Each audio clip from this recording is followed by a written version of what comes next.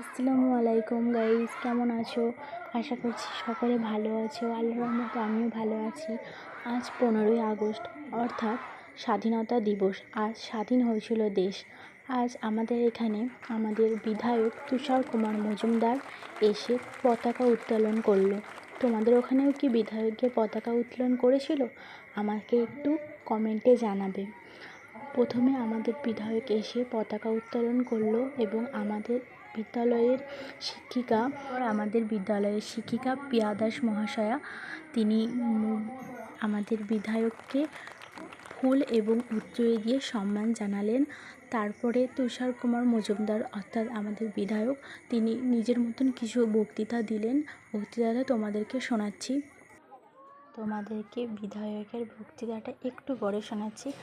তার আগে তোমাদের কাছে একটা ছোট্ট রিকোয়েস্ট, আমার চ্যানেলে নতুন হয়ে থাকলে সাবস্ক্রাইব করো এবং সকলের উদ্দেশ্যে বলা লাইক, কমেন্ট, শেয়ার করো।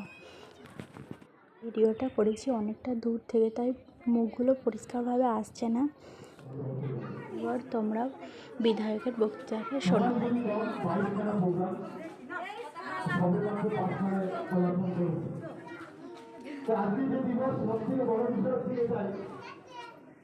যে আমাদের সম্মান জানাতে হবে তাদের, যারা যে আমাদের জন্য জীবন দিয়েছে, তারা নিজেদের জন্য হবে, সেই বীর শহীদদের দিকে আমাদের প্রণাম জানাতে হবে।